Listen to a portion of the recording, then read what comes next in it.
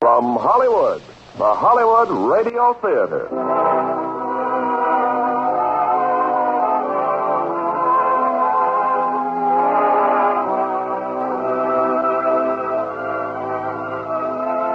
Starring Virginia Mayo, Dana Andrews, and Robert Cummings in Strangers on a Train. Ladies and gentlemen, your producer, Mr. Irving Cummings. Greetings from Hollywood, ladies and gentlemen. There is no question that travel is an excellent way to seek adventure. But I doubt that anyone would wish to experience the fateful meeting in tonight's play, Strangers on a Train. And as our stars, we have that sensitive actor, Dana Andrews, glamorous Virginia Mayo, and in an unusual role, talented Robert Cummings. An excellent trio to bring you this engrossing Warner Brothers screen hit, which was directed by that master of suspense, Alfred Hitchcock. Now, Act One of Strangers on a Train, starring Robert Cummings as Bruno Anthony, Dana Andrews as Guy Haynes, and Virginia Mayo as Ann Morton.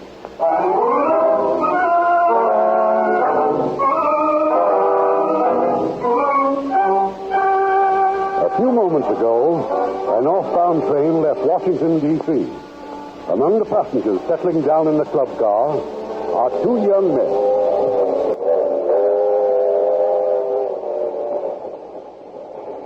I beg your pardon. Oh. I hate to interrupt your reading, but aren't you Guy Haynes? That's right. Well, I'm quite a tennis fan. I saw your match last season in South Orange against Faraday. No, that was one of my lucky days. Oh, I certainly do admire people who do things. Oh, by the way, my name's Anthony. Bruno Anthony. How do you do? Well, I guess you want to get back to your book and read, don't you? Well, go right ahead. Thanks. So, you know, it must be pretty exciting to be so important. No, a tennis player isn't so important. All the people who do things are important. Now, me, I never seem to do anything. I suppose you're going to Southampton for the doubles, huh? You read the sport page, don't you? I wish I could be there to watch you. But I've got to be back in Washington tomorrow.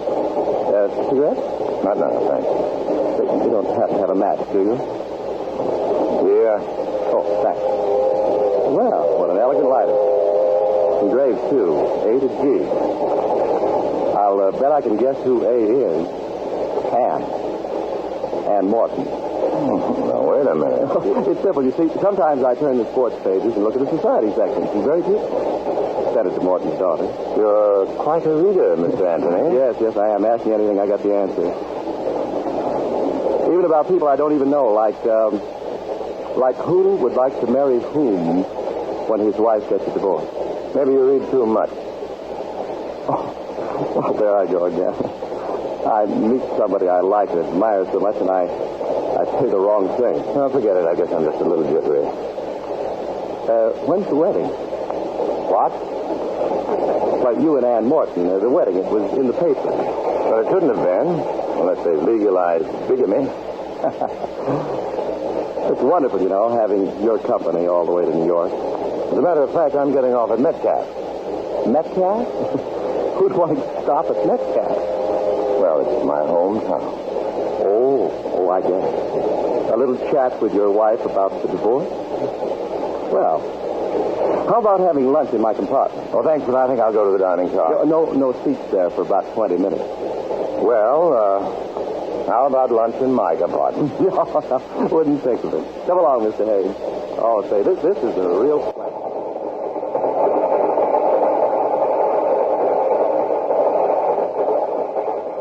And so, all told, I went to 3 different colleges, got kicked out each time, drinking and gambling. All right, so I'm a bum. Who said you were? My father. He hates me. With all the money he's got, he thinks I ought to punch a time clock somewhere and work my way up. Well, I think possibly he's got... I hate him, too. I tell you, I get so sore at him sometimes I want to kill him. Oh, I don't think you know what you want. Well, I want to do something and everything. You know, I've got a theory that you should do everything before you die. Have you ever driven a car blindfolded at 150 miles an hour? Oh, no, not lately. Well, I did. I I flew in a jet plane, too. Man, what a thrill.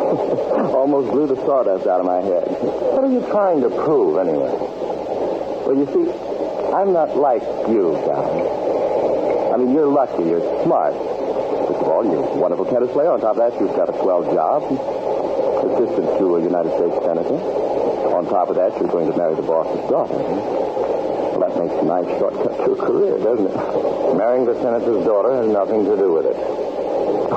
Take it easy, Guy. I'm your friend, remember? I like you. I'd do anything for you. We'll be stopping soon. I've got to change trains. Oh, yes, that's right. Metcalf. What did you say her name was? Your wife? Miriam. Miriam. Of course, you played around a lot, huh? Skip it, Bruno. Okay. Say, if you want to hear one of my ideas for a perfect murder? Murder? Isn't that against the law? What's a life or two? Some people are better off dead anyway. Someone like your wife and my father, for instance. Now, let's say that you'd like to get rid of your wife. You know, you've got quite a sense of humor, Bruno. No, I'm serious. No. Now, let's say that you had a very good reason to want her dead, but you'd be afraid to kill her. You know why? Because you'd be caught. And what would trip you up? The motive. Now, here is my idea. I'm afraid I don't have time to listen to you, Bruno. But it's so simple. Look, two fellows meet accidentally, like you and me here on the train. Now, there's no connection between them at all. Never even saw each other before. Now, each one has somebody that he'd like to get rid of. So they swap murders. Swap murders? Yeah. Each fellow does the other fellow's murder. And then there's nothing to connect them. Each one has murdered a total stranger. Like you do my murder, and I do yours. Oh, we're coming into my station now. Yeah, for example, your wife and my father. Crisscross. Well, thanks for the lunch, Bruno. Well, I'm glad you enjoyed it. And you think my theory's okay, huh, Guy? You like it? Sure. Sure. You've got some great ideas. Nice meeting you, Bruno. Yeah, good luck at Southampton, Guy. You bet. I've got some great ideas. Oh, hey, Guy, your lighter. You forgot your cigarette lighter. From A to Z. Well, I'll send it to her sometime. Yeah. I must send it to her.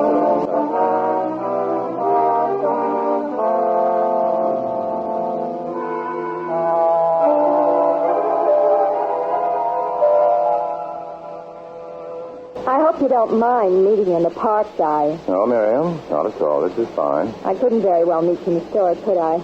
I arranged to take my lunch hour later. Well, you're looking well, Miriam. So are you. You got a nice tan playing tennis with all your rich friends. When can we see your lawyer?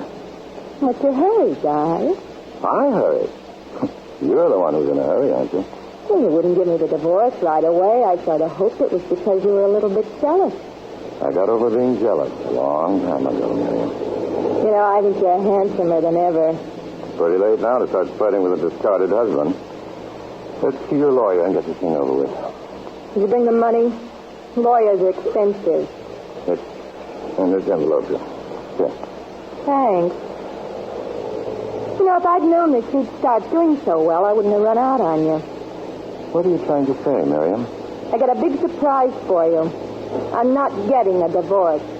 But it's what you wanted. It's all you've been harping about for over a year now. It's a woman's privilege to change her mind. Now I can buy some pretty clothes. I wouldn't want you to be ashamed of me in Washington. What's that supposed to mean? Don't look so mad. You always smile when you have your picture taken for the newspapers. Especially when Ann Morton's hanging on your arm. Let's not talk about Ann Morton. Well, you can throw all your little dreams about her right in the ash can. Make a real pretty story, wouldn't it? The senator's daughter all involved with a married man. What's happened, Miriam? Your boyfriend run out on you? No man runs out on me, Guy. Not even you. So think it over. I never want to see or hear of you again. I'm warning you, Miriam. Either we go ahead with this divorce or I wish I had time to listen to you, but I got to get back to work. I'll see you in Washington in 2 weeks.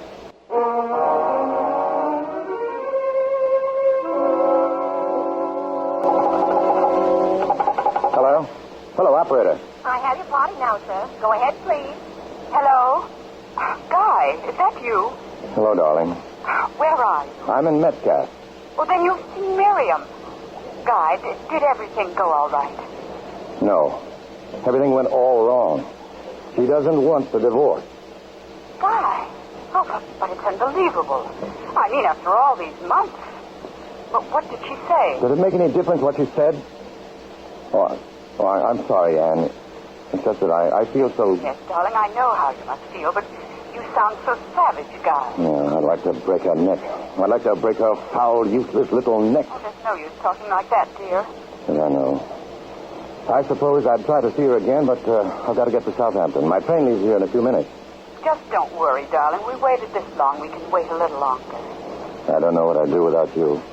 I love you, Guy. Well, I've got to rush now, dear. My train's coming. I'll see you on Thursday. Yeah, sure. Good luck, darling.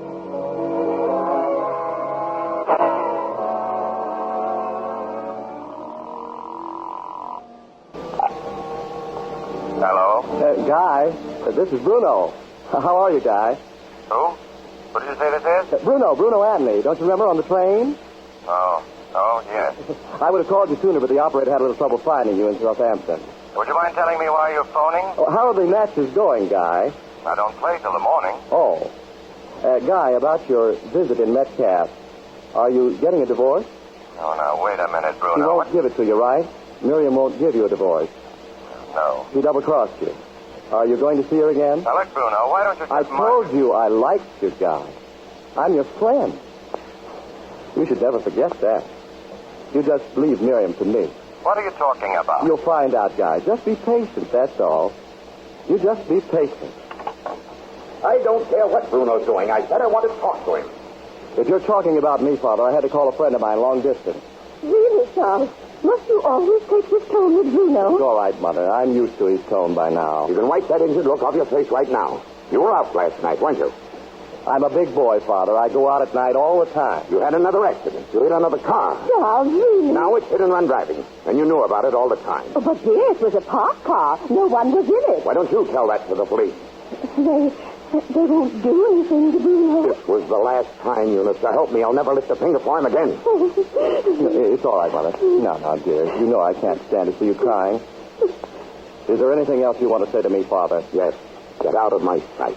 Get out of my sight before I'll be back tomorrow, Mother. Bruno, where are you going? Oh, just a little trip, Mother. Something for a friend of mine. You just don't understand him, Charles. What's he going to do next? Tell me. What's he going to do next? Nothing at all. It's not normal. If it's the last thing I do, I'm going to have that boy taken care of. If necessary, put under restraint. I'll never permit it. Never. It can't go on, Eunice. Things like this just can't go on.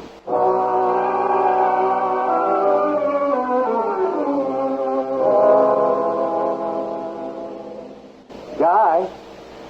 Over here, Guy. Well, hello. Who's that? Bruno? Yeah, that's right, Guy. How are you? Well, what are you doing here? And at this time of night? Well, I was waiting for you to get back to Washington. I thought of meeting you at the station, but then I figured this might be better here in front of your apartment. Now, look, it's 1 o'clock at night, and You don't I'm seem tired. very pleased to see me, Guy. Would you mind telling me what this is all about? I've just come back from Metcalf, Guy. I brought you a little present. See? A pair of glasses. You didn't tell me that Miriam wore glasses.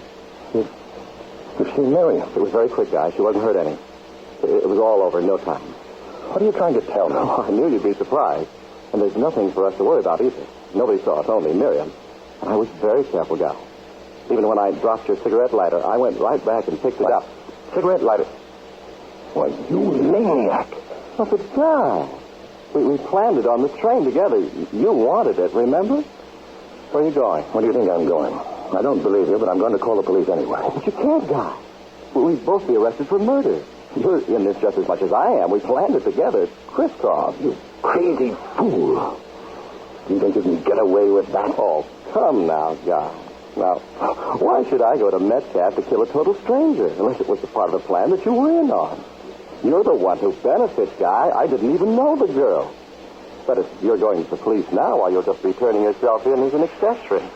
You see, you had the motive. Are you insane now? Now, listen, let me tell you about my father. I've done my part now, and you'll do yours. I've got the plan of the house here all drawn up. Now, as soon as you... Shut up. But, Guy, we've got your ring. Get away from me before I give you the same thing you gave Miriam. Oh, you're not yourself, Guy. Now, when you think things over, you'll see that I'm right. Tomorrow we... I don't know you. I never saw you before, and I never want to see you again. You're a lighter guy. The one you gave Ann. You know, you left it on the train. Did you miss it? Give that to me, Bruno. Give me that lighter. I don't have it, Guy. That is, I don't have it with me, you see. Well, as I said, we can arrange everything tomorrow.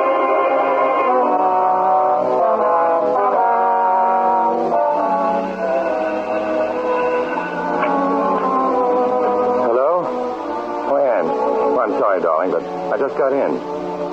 Of course I'm all right. But you sound upset. Is there anything wrong? All right, darling. I'll come over right away.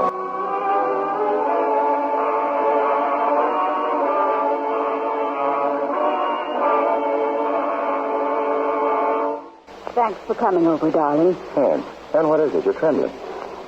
I wonder if you know how much I love you. Come along, Guy. Father and Barbara, they're waiting in the library. I thought we might be alone, Guy, but Anne insisted, and so did Barbara. Now, really, Daddy, if I'm going to be Guy's sister-in-law, the least I can do Sit down, Barbara, and keep quiet. Guy, we wouldn't have called you at this hour if it weren't important. It's about your wife. Miriam? What about her, sir? I'm sorry to be the one to tell you. She's been killed, Guy. Murdered. The police have been trying to locate you everywhere. You're to call headquarters in Metcalf. Miriam? Murdered? Tonight, about 9 o'clock, she was strangled.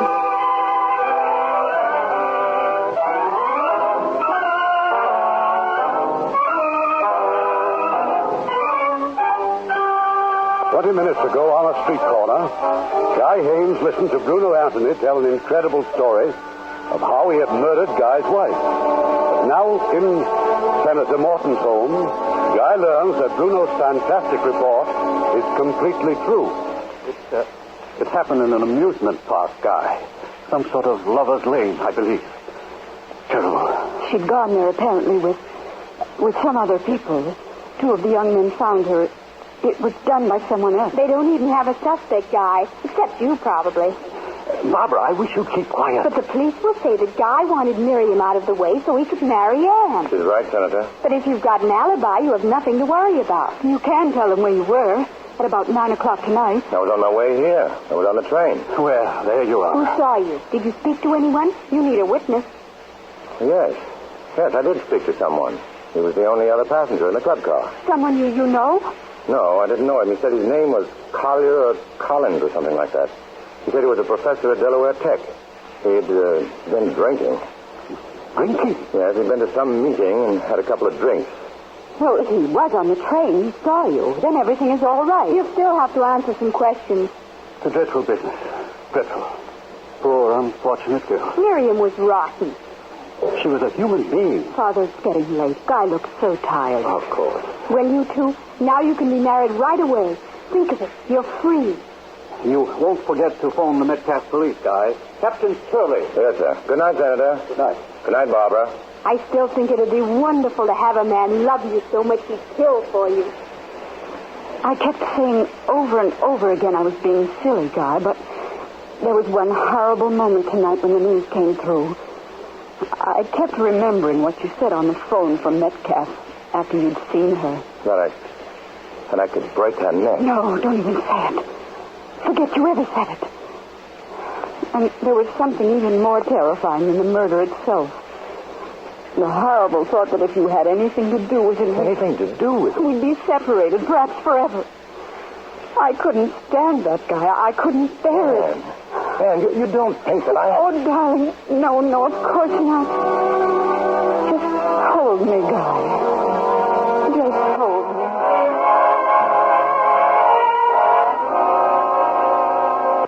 Sincerely, Mr. Haynes. Good of you to come down here so quickly. I'm just as anxious as you are, Captain. Well, we've managed to locate the gentleman you spoke with on the train. Well, Professor, this is Mr. Haynes. I can't tell you how foolish I feel, Captain. I really don't remember meeting this gentleman. You don't remember, but you were Just a moment, Mr. Hayes. Unfortunately, I remember very little of my trip. You see, we had a little celebration. I'm not a drinking man, and, well, just one or two drinks, and I'm... But we were sitting right opposite each other. You were going over some speech you made about calculus, mathematics or something. I'm very sorry, Mr. Hayes. I certainly must have been celebrating. If you'll wait outside, Professor. Yes. Is it so important whether he remembers me or not? Surely the important thing is I've been able to name one man who was on that train with me. You've been able to find him. Isn't that proof enough that I was there last night? Yes, I'd say you were in the clear, but there is a little more checking I'd like to do. But if I'm in the clear, what do you... Take it easy, Mr. Hayes. You're free to go back to Washington right now. Oh, thank you, Captain.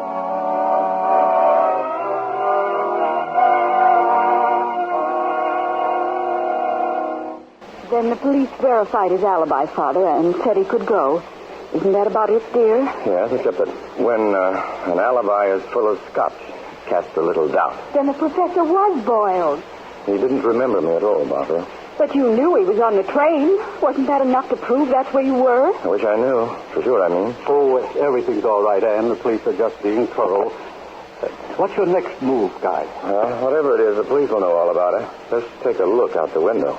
My guardian angel. Why, Guy, you're being tailed. That is Detective Leslie Hennessy. He works 16 hours a day, and somebody named Hammond takes over for the next 8. As a matter of fact, Hennessy seems like a very nice fellow. For your own peace of mind, Guy, perhaps if you worked here at the house for the next few days, well, it would be less embarrassing for you. It would be less embarrassing for you, wouldn't it, sir, if I resigned as your assistant? That's ridiculous. Of course it is. Besides, don't you have to play in the tennis tournament? I'm withdrawing from that, Father. But wouldn't it look awkward if you suddenly canceled all your plans? Father's right, Guy. You've got to go on as though nothing had happened. Escorted by Mr. Hennessy. I beg your pardon. What is it, Bessie? A telephone from Mr. Highsmith. They say it's urgent. You can take it right over there, Guy. Oh, yes. Hello? Hello, Guy. This is Bruno. I was hoping you'd call me before I... What's the matter? Boy, it must have been some mistake. It wasn't for me.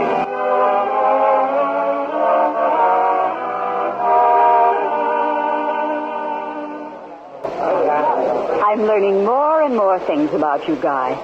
I never dreamed you were so interested in painting. I feel a very warm attachment for this art gallery. For the first time all week, we've actually been alone for an hour. By the way, where's Hennessy? Oh, he's waiting out front. Hadn't we better be leaving? Yes, I suppose so. I wonder if we'll ever... Guy? Do you have a minute, Guy? Come on, we'll get Hennessy and find a cab. Oh, but that man, he's calling you, Guy. Oh, excuse me, dear. I'll see what he wants. I'm sorry to have to follow you here, Guy. Will you stop pestering me? You never even answered my note. The last time You're spoiling everything. You're making me come out in the open. Why didn't you call me? My father's leaving for Florida next week. There's not much time. Tell the detective outside. He'll see us together. Isn't that Ann Morton you're with? Slight improvement over Miriam, huh, Guy? I'm telling you to stay away from me.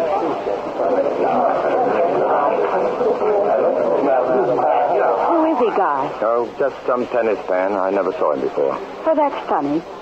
Funny? I mean, I saw him yesterday. Where? He was at the tennis club watching you practice. Oh. He was sitting with Mr. and Mrs. Darville. He must be very amusing. He had them in stitches most of the time. Who are the Darvilles? Well, he's connected with the French embassy. We'll meet them tomorrow night, darling. They'll be at the party. Oh, yes. About that party, Ann. Do you really think I should be there? But I thought we settled that, dear. Of course you should be there. He's watching us, Guy. That man. Well, come along, dear. Let's go home.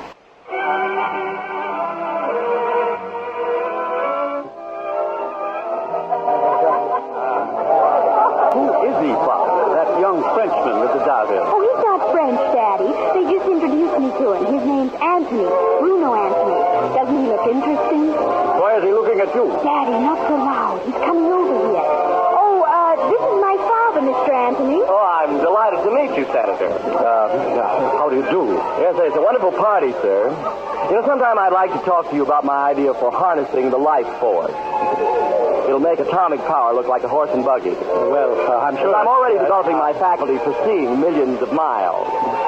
Senator, can you imagine being able to smell a flower on the planet Mars? Well, I'd like to have lunch with you someday soon, sir, and tell you more about it. I'll see you later, won't I? That'll be fine. Later, yes. I still don't remember inviting that young man. I told you, Daddy. The Darvilles just brought him along. Just a minute, Barbara. Where are your glasses? My glasses? You're supposed to wear glasses, Barbara. Oh, but Daddy, even at parties... Not another word. Get your glasses and put them on.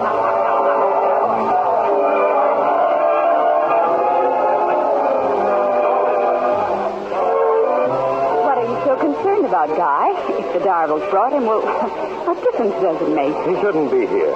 Oh, but you said you don't even know him. Well, I just don't like his look. I don't like the way he keeps staring at Barbara either. I'm not so sure I blame him. Barbara's very cute, especially when she wears glasses. Besides, he seems to be talking to Judge Donahue right now. Judge Donahue? Now, come on, let's see how Junior's coming out.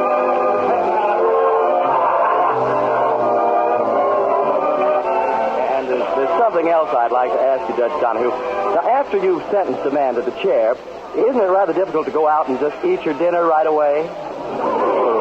Really, young man, Well, when a murderer has been convicted, he must be sentenced.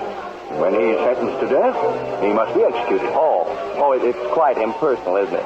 Well, besides, it doesn't happen every day. So few murderers are caught. If you don't mind, I believe I'm being paid. Well, Mr. Anthony, you seem very interested in the subject of murder.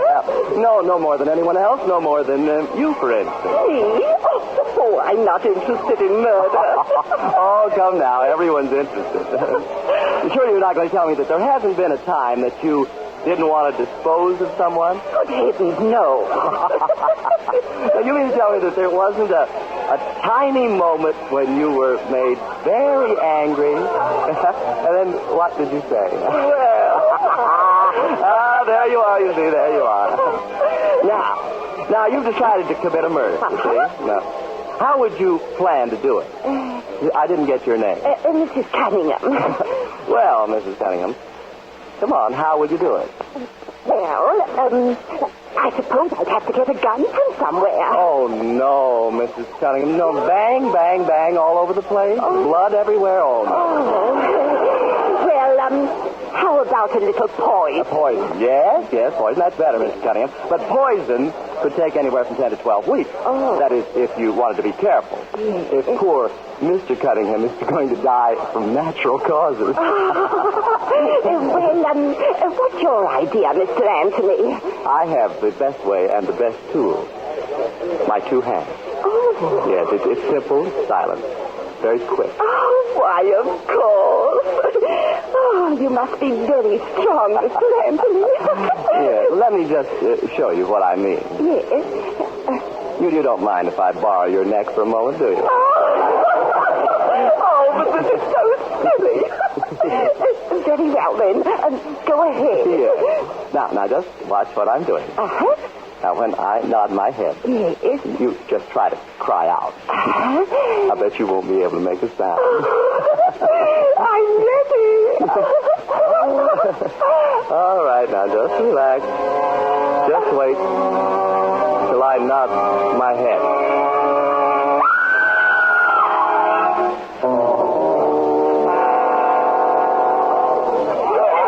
She'll be all right, Father. Mrs. Anderson's brother and Judge Donahue.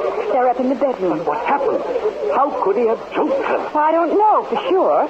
Mrs. Anderson thinks they were playing some sort of game. Then when Bessie screamed, he just fainted. Where is he, Anne? Where's Anthony? A guy took him into the study. Then tell Guy to get him out of here as soon as he can. This is a nice item for the cut. Well, I'd better get back to the gift. Anne! Oh, Anne! Barbara, what's the matter? It was awful. I saw him. What was he trying to do to her? You saw him? I was standing in the doorway. His hands were on her throat, but he kept staring at me. And he was strangling me. What do you mean? I thought he was murdering me. But why, Anne? Why me? Don't be silly, dear. You're upset, that's all. Now go find Father.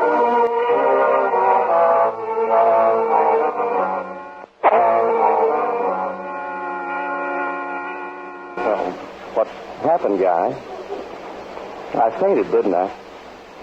I started getting so dizzy. You mad, crazy maniac. You ought to be locked up. Will you get out of here now and let me alone? But, Guy, I like you. And we've got to talk about my father. You promised to... Now, you shouldn't have done that, Guy. You shouldn't have hit me. Maybe that'll knock a little sense into you. Do you have a car here? Yeah. It's outside, down the block. Come on. We'll go out the back way. Guy, did he leave? Oh, Anne. Oh, I didn't mean to startle you, dear. He has left? Yes. Anne, why did you come out here? I had to talk to you. Guy, yesterday at the art gallery, that wasn't the first time you'd met Bruno, was it? What makes you say that? I don't know. Guy, what did Miriam look like? I've told you. I want you to tell me again. Well, she was dark, not too tall, rather pretty. What else? What else is there? She wore glasses, didn't she? Yes. Barbara wears glasses, too. And Barbara looks something like Miriam, doesn't she? No. Doesn't she? No, not at all. How did you get him to do it, Guy? I get him to do it. Bruno Anthony killed Miriam, didn't he? Tell me, didn't he? Yes, Anne. This man's a maniac. I met him on the train going to Metcalf. He had some crazy scheme about exchanging murders. If I do his murder, he'd do mine. Oh, what do you mean, your murder? Well, he'd read about me in the papers. He knew about Miriam. He knew about you. Oh, you must have known he was talking nonsense. But he wasn't. Of course, I didn't give it another thought. And now, a lunatic wants me to kill his father. It's too fantastic. You mean you've known about Miriam all this time? Since the first night. He showed me her glasses. Well, why don't you call the police? And have them say what you just did? Mr. Haynes, how did you get him to do it? Then Bruno would say we planned it together. We'd better get back before Hennessy starts looking for you. Now, do you see, Anne? This is why I didn't want you to know anything about it. I wanted to protect all of you, Barbara and your father. Now that you know, you're acting guilty, too. Guy, what are we going to do? I don't know. I don't know.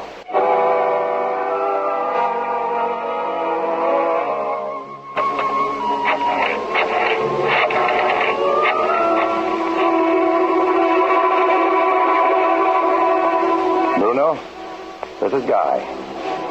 I've decided to do what you want about your father. Yes, I want to get it over with. Detective, well, don't worry about Hennessy. There's a way out across the roof here to the next apartment. Does anyone know you've come home? Then you'd better go out again and stay out till after daylight. I'll be there in 40 minutes.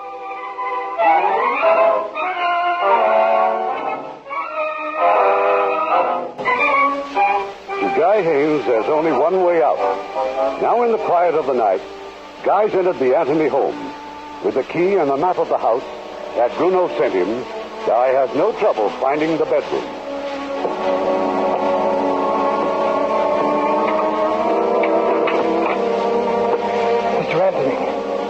Mr. Anthony, don't be alarmed. But I've got to talk to you about your son. About Bruno, Mr. Anthony. Wouldn't you feel more at home with the light on, Guy? Bruno! My father isn't home, Guy. I was about to tell you that over the phone, but you made such a quick decision. I wondered why. I thought your father would be interested to know he has a lunatic for a son. And you had no intention of going ahead with our little arrangement? I never had. Bruno, look. You're a terribly sick man. I don't know much about these things, but why don't you go where you can get some kind of treatment?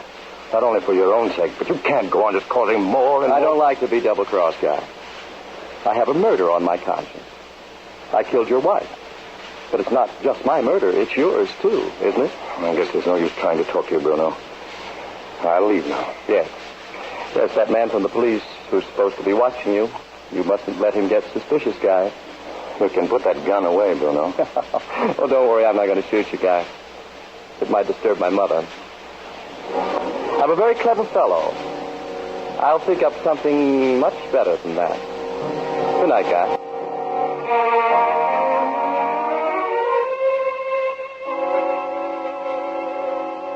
Where did he go, Hennessy? Where did Haynes go? Now, take it easy, Hammond. If I knew where he went, I wouldn't be waiting here for you to relieve me. I didn't even know he gave me the slip until I heard his phone ringing. Well? It keeps ringing for 10 minutes. Nobody sleeps that sound, so I woke up the janitor to let me in.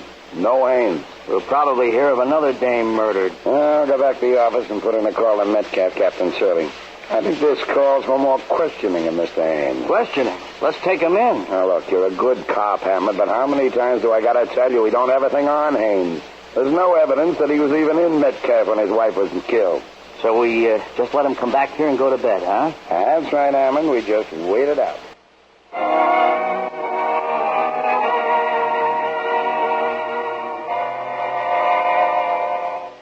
And no one knows I've come here, Mrs. Anthony, but I simply had to talk to you. Oh, Miss Morton, really, I know Bruno's been in some very awkward scrapes, but nothing so ridiculous as a murder. But you have to make him do something about this. Don't you see that just one word from him will get Guy out of this dreadful situation? Oh, how can you take this so seriously? It's just some practical joke, dear. Bruno's so terribly irresponsible. You don't seem to understand. Your son is responsible for a woman's death. Did Bruno tell you this? No, of course not, but Well, there you are. Well, now, it was very nice of you to call, Miss Morton. Do come and see us again sometime, won't you? I'm afraid Mother wasn't very much help, was she? If you don't mind, I think I'd better leave. Mother hasn't been too well for some time. She's a little, well, how shall I say it, confused. You know, I'm very upset with Guy. He shouldn't have sent you. Guy doesn't know I'm here, Mr. Anthony. He's at the tennis club, isn't he? He will be. Yes, he's playing Reynolds this afternoon, a very important match. Oh, but he must be very desperate to try to involve me. Try to involve you?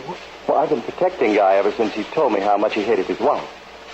Do you know, Miss Morton, that Guy tried to get me to go back to that amusement park some night after dark to look for his cigarette lighter? What's his cigarette lighter got to do with this? Why, he dropped it there. Right after he... Well, right... You see, all the police are waiting for is just one piece of evidence to convict Guy for the murder. I can't tell you how worried I am. Please stop. Oh, Miss Morton, I do sympathize with you. But I just couldn't do what he asked. Why, that would make me an accessory.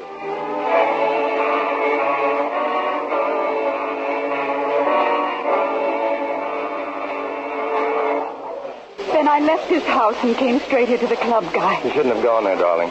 Bruno told me if the police ever found your lighter there, that's all they'd need. Something to prove you were there when she was murdered. Bruno has my lighter. I know, you told me. That lie about wanting him to get it back. That means that he's going back to Metcalf, back to the amusement park. He's going to drop it there, somewhere where they'll be sure and find it. Oh, Guy, I wanted so much to help, but I'm afraid all I did is make things worse. He said last night he'd think of something. Give him credit. He certainly has. Well, you've got to get to Metcalf before he does. You haven't time to play. You'd better tell them now. No. If I try to avoid this match, Hennessy's bound to get suspicious. I haven't been out of his sight all day. Then I'll go. There's a train in an hour. No, you stay here. I'll try to give Hennessy the slip right after the match. Oh, but darling, that'll be too late. Didn't Bruno say I wanted him to go there some night after dark? Yes. He won't expose himself in the daylight. If I can finish off this match, I'll still have time. All ready, Guy? Go on in a couple of minutes. I'll be right there. Now, look, Ann, here's what you better do. Get hold of Barbara. And just as soon as...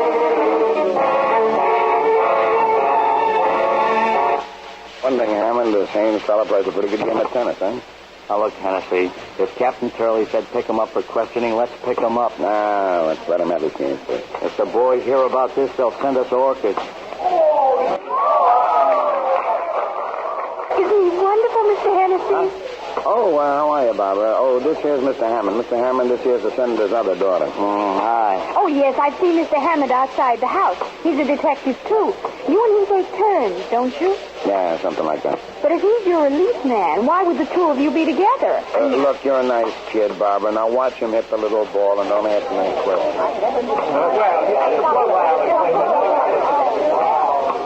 You're all arranged, Dan. The cab's outside waiting to take Guy to the station. I gave him $10. What about those two detectives? Well, they're still over there near the dressing rooms, waiting for Guy to finish the match. Gosh, I've never seen Guy play so fast in my life. He's got to get on that train. Barbara, now once again, as soon as the match is over, Guy's going to run out through the clubhouse. Just do your best to delay those two detectives from coming after us. All Guy will need is a few seconds. Oh, just leave it to me, Anne. Oh, I'm real good at getting in.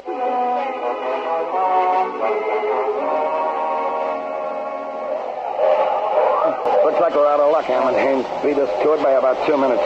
Guy said he bought a ticket on Metcalf. What are we waiting for? If the train just pulled out, we can still have him flag it down.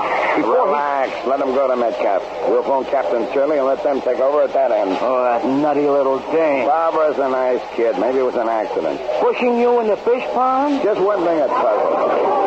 What's Haynes' big rush to get back to Metcalf? What's he going back for? Come on, Hennessy. Let's phone Shirley.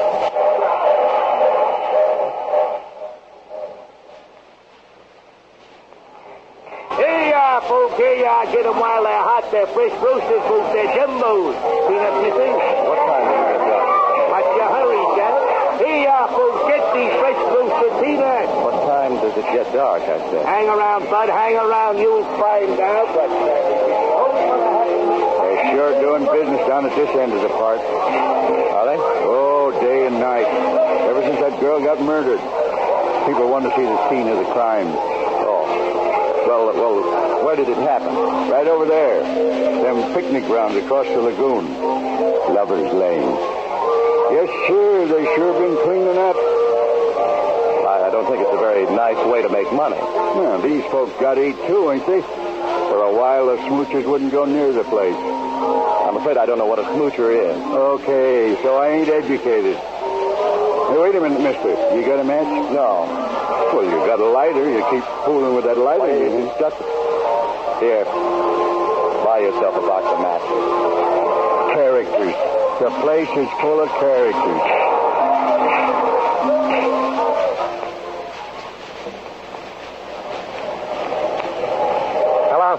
Hello, this is Sergeant Adams. Phoning from the station. Put Captain Shirley on the phone. This is Shirley. Oh.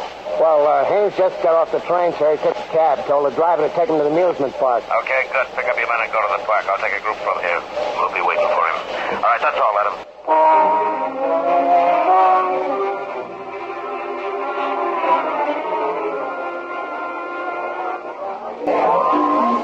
Hello, Bruno. I've been looking all over for you. You shouldn't have come here, Guy.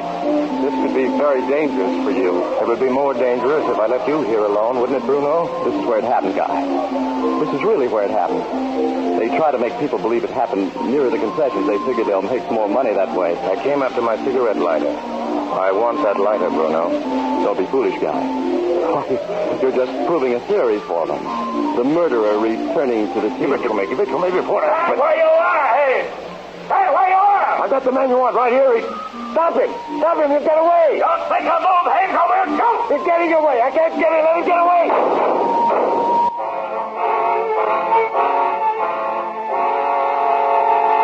This way, Captain Shirley, the roller coaster. They ran toward the roller coaster. Just watch your fire. There are too many people.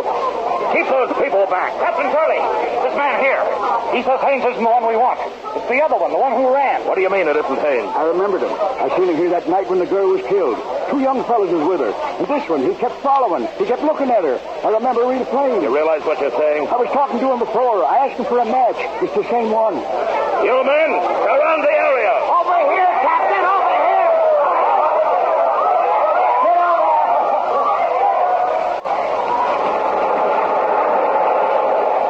Stay where you are, Guy. Now, don't come any closer. Where you run to now, Bruno? They're all around here. The police. They won't get me. I'll climb to the top. I'll jump before they take me alive. You're sick, Bruno. You belong in a hospital. They know about that. But tell them the truth. Tell them. You don't care about me. You don't care what they do to me. Get down from there. The cars are coming. I won't come down. I'll jump. Bruno, the cars!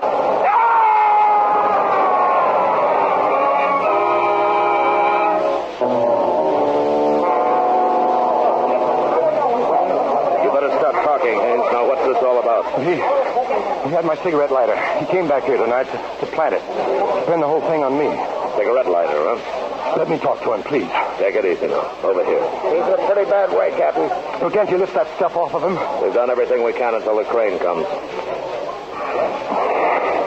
Well, hello, Guy. Who's that with you? This is Captain Shirley, Bruno. police. Oh.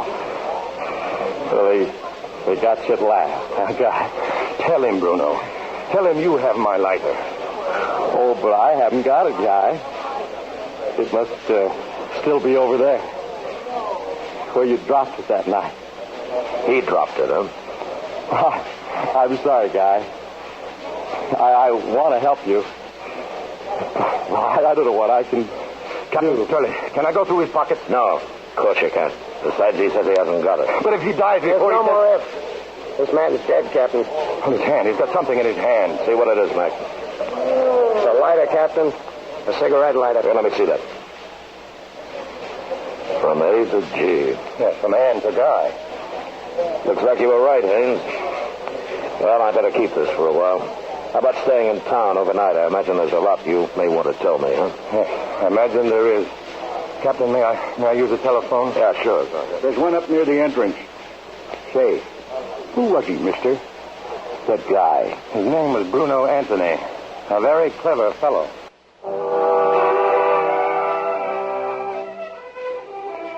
Oh, yes, Guy. Yes, darling. And thanks for phoning. Oh, well, of course I'll be there. I'll leave right away. Father, Barbara, it was Guy. He's safe. He's safe and he's free.